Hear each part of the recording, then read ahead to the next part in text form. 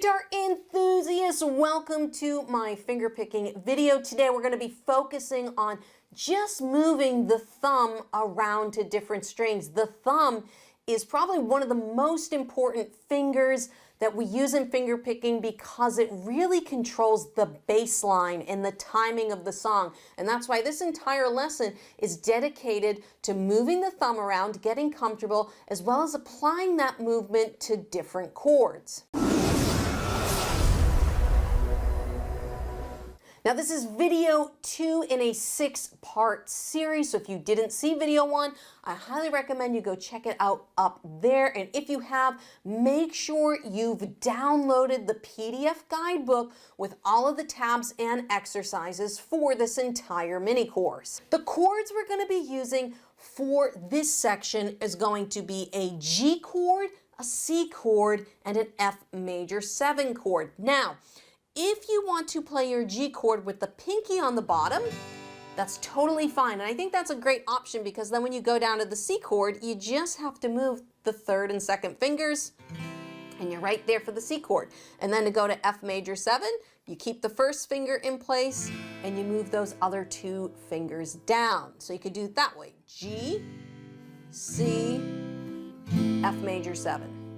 I personally am just used to playing my G chord like this. It feels like a stronger way for me to play the chord. So you will be seeing me use my 3rd finger. So I will be going G, C, and F major 7. So a lot of times in finger picking, we have what is called an alternating bass line. We're not just sitting on a single bass note. What does that mean? Let me give you an example. So if I play my G chord, I'm not just going to sit here and go.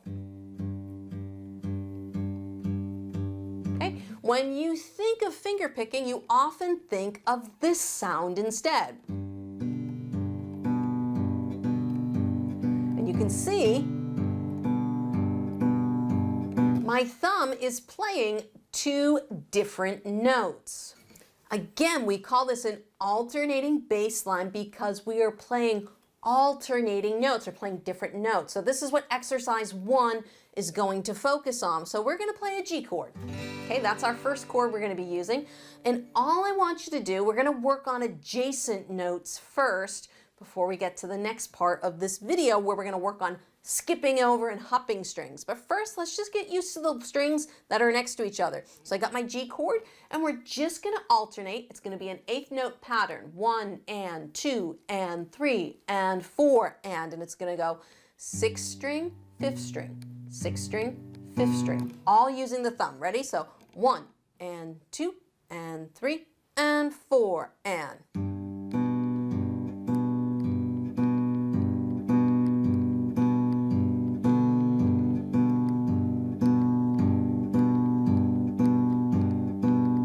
One more time. And again, you can see me using this position. I have my 3rd finger and my pinky kind of perched on that bottom E string, and it's providing me some support to just work on this exercise. Once you do that, we're going to move to our C chord, and now we're going to alternate between the 5th string and the 4th string. So it's going to be 5, 4, 5, 4, 1 and 2 and 3 and 4 and. Ready?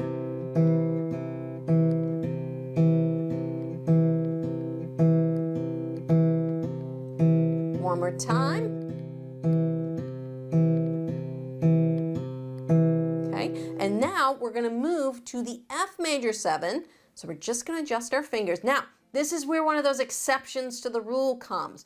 So for 4-string chords, we kind of have to make an adjustment. Okay, so this would be like a D chord, this F major 7, you know, anything requiring 4 strings. We're actually going to move the thumb down.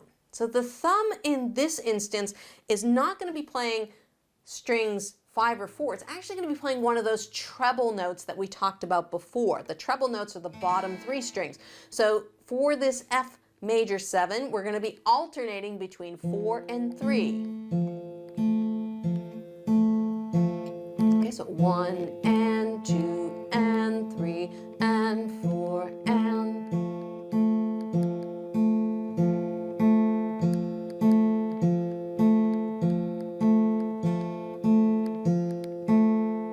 And once again, once you have that down, I would recommend just rotating between the different chords. So you have your G chord. Okay, then we're going to go to our C chord, right into it. Okay, again, 1 and 2 and 3, and now to the F chord. Okay, and then you would go right back into the G chord, and 4 and 1 and 2 and.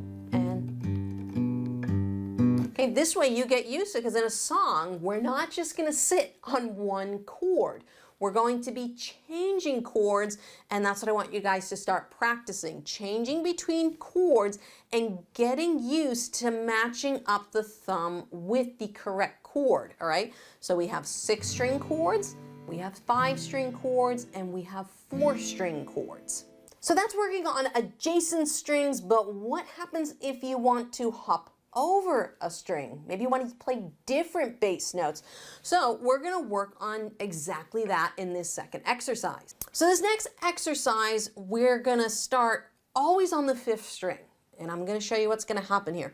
So we're going to play the G chord, and we're going to go 5, 4, 6, 4, 5, 4, 6, 4. Okay, and that's just going to be the pattern. So that's going to sound like this. 1 and 2 and 3 and 4 and.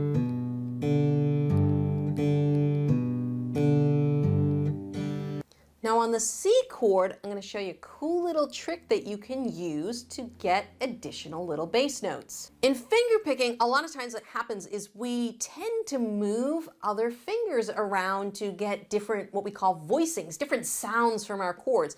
Now this C chord, we're going to do something cool. We're going to be taking this 3rd finger and we're going to be bouncing it between the 3rd fret on the 5th string and the 3rd fret on the 6th string. So it's going to sound like this.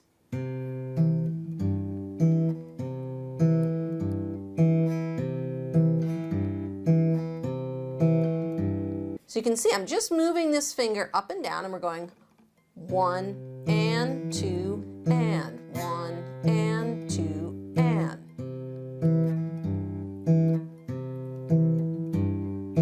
Now where the issue is, and you might have heard this on a couple of times on mine, I didn't have my knuckle bent enough. Sometimes for those of you who have trouble with the C chord, this 3rd finger lays flat, so this string might sound muted. You might get.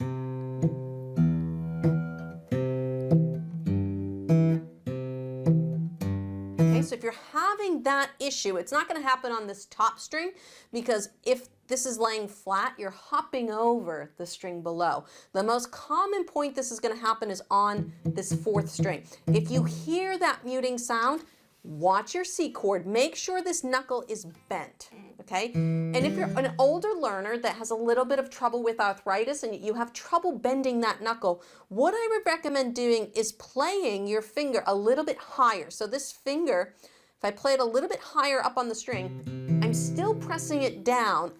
The top of my finger is pretty much touching this top string. All right, and it's giving me a little bit more space on that bottom string so that it won't ring. So 2 reminders: bend the knuckle so that you don't mute that string. And if you have trouble bending that knuckle, just play it a little bit higher up on the string.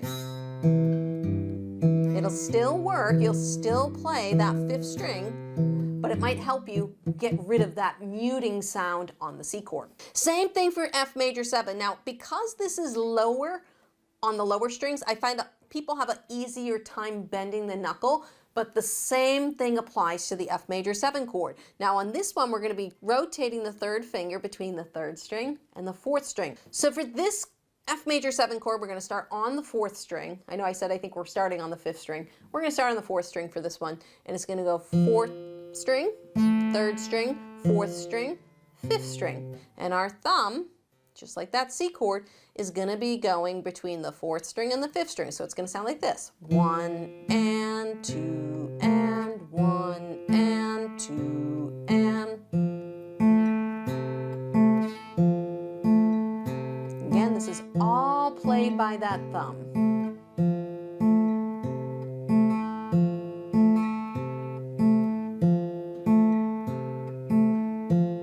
And again, once you learn all of these patterns individually for each chord, string them all together in a loop so that you can start practicing going between different chords and changing it up just like you would in a song. Once you feel like you have a grasp on these exercises and feel like you finally have control over your thumb, I highly recommend you go to lesson number 3 in this series, where I'm going to show you one of the most popular finger picking patterns you can use over a song.